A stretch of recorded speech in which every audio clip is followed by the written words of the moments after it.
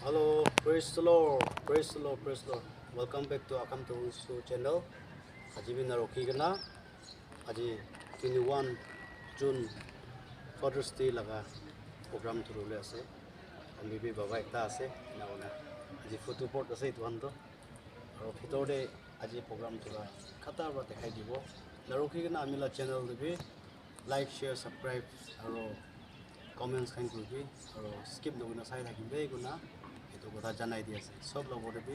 God bless you. Have a blessed Sunday. Kon isna itu mungkin punci sih. Punci na. Fathers kan laga. Photo board aja itu tak sih. Maiki mungkin itu punci na. Ruhina sih. Sabina.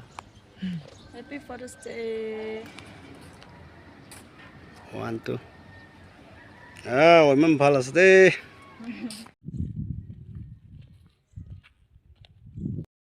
Bisi jun anai. Ini gaya aikana sih.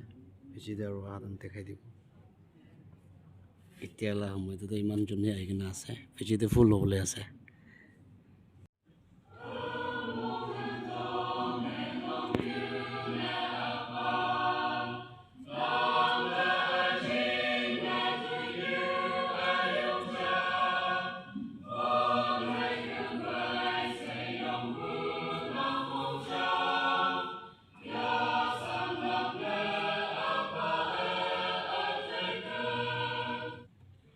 Awangna palanda nulang hayanga puyam lamu awangba mungmaigo palan mungmai ni happy Father's Day atau Mishna na kawanga numan yen mai na chalo sangshawa mai ma dumsi tawa apalan chinga yupu iba ada prayer points ya ata iba kawanga utam kawanga ucha tau kia inam tat ngau apung ta alen mit Proverbs 20 verse 7 kakshubu ka tau bu minang bu yen cha na winang I paido wiku hayamlan muiman bu ba payamlan na kawanga muiman ba paanga tamhao sa kawang da iman yen mayu yupa ayanga ngai bangbu hado kia payamlan yima imano yen amai ma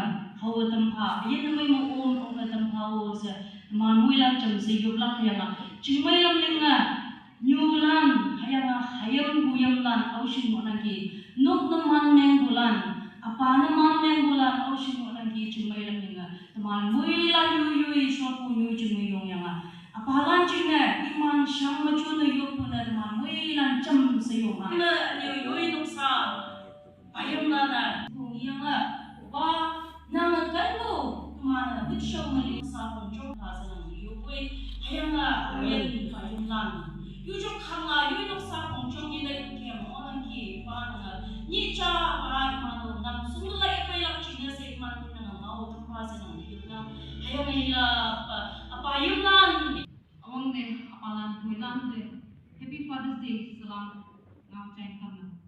Sa kamang de to ila longawa. Apa hama naidan amai. Hanggo nyuha ayana apa hama naidan maina. Hanggo nyuha ayana tani tu ni nyu amai chingna minyoma. Apa nanga songyu lapa. Apa nanga noksa chingna tokwan. Apa nanga min okcha se alam cha loi ibu yo nang wong ibu mui man kai asaya teaching kan mui ongna simil lafi nang ubu kai minyong na alam ma ongna apa nang nong yung bua menyu sila yongna apa nang chulai ko chonga Wan san halan pambuki hayang kalau nyuda di nangya mengai kena kalau lengu yoma apa wong senang senyum apa yang ngau ngawega kengu wong ngamu ayom apa cinta konyopa amai yui ba hon yunga unso amecha apakan dua yang lubu sena pakan kau besika musam mumya mumpai ase nana oku kan kibak ase na mumai sida sama apani pun mauna apani muimani apa yaha tak longte kalpana apa cilawa tanpa yimjing lubu apa lante amyang muintama yaha tulimaya angsi lupa wang yimjing lubu apa nang yaha ubu kaya yelapa muimata amin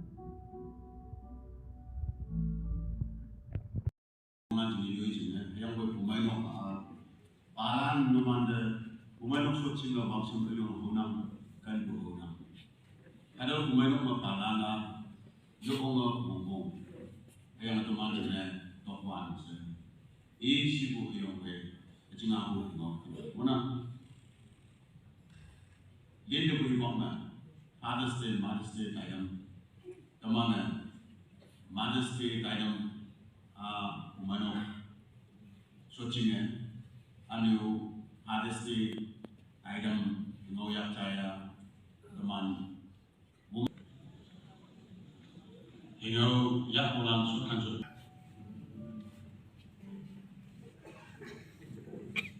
Father's Day gift dia time lagat pasti itu.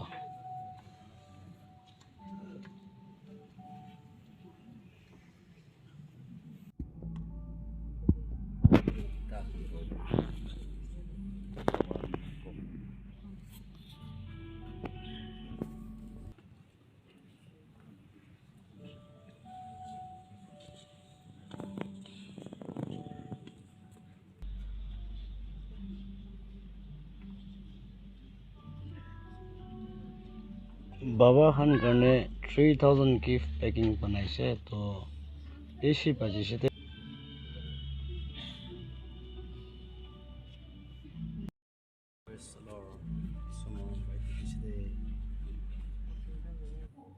Yung confused apung ya daw bukin. Economically dia teman yung maya tuloy maya mo bubuyin. Yin.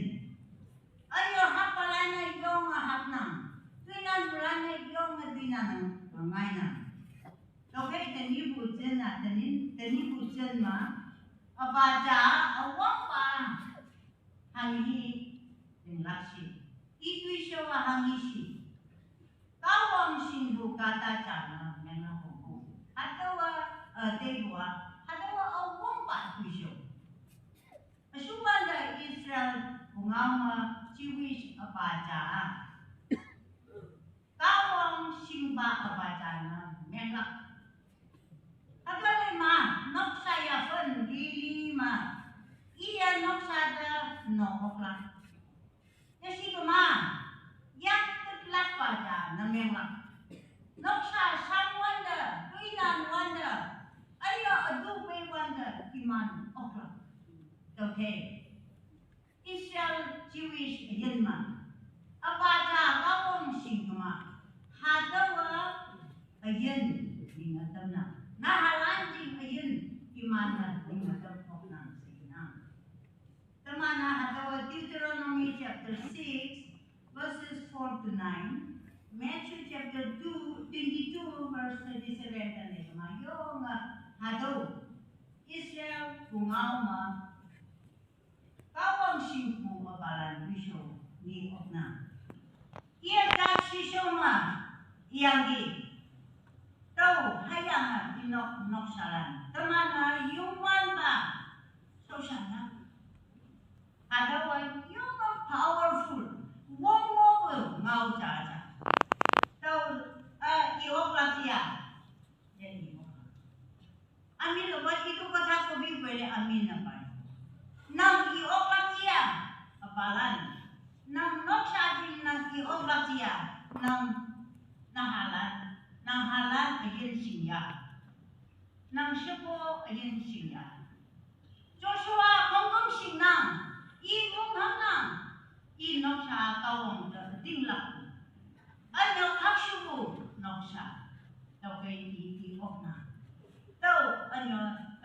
sa yung ba the show siya na hadong i-off na taman nok sa kawang singkun nok sa na mengha si kuma dogde kwa awang na taman na yuko kambu ya la kumpong worship family worship hadawa yung kumpong na mengha over taman na nok sama yuko kambu ya la kay it provides systematic discipline. Na halan siya na nga hato ibak na ngau op na miao op na kau ngau pay chăm siya na nga hibak ya op na. Hato kibwa yung qualitative hibak ja na. Ano hato kibwa kama taman na station kuma yung wang na wala. Ano kawang singgu nahalan trong la. Apa ja ang hingao ituiso ma ni okla kong. Kata dama apa tama yung nahan na yaday. Nahan ni si sa tina hapoy nang yung yaday.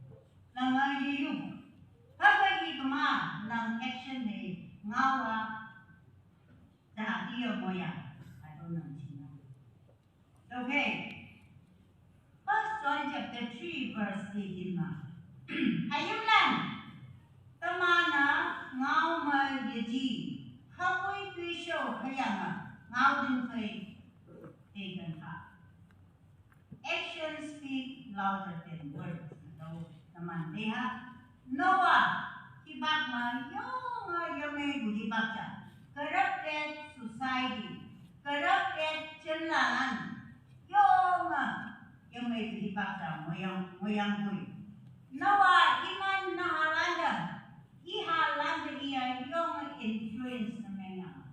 Imana, they could build an ark siya. No. After, ito, boto, like, puribo palisi. अभी इतने छुट्टी होते जिला प्रोग्राम दो तो मैंने इतने क्लास दे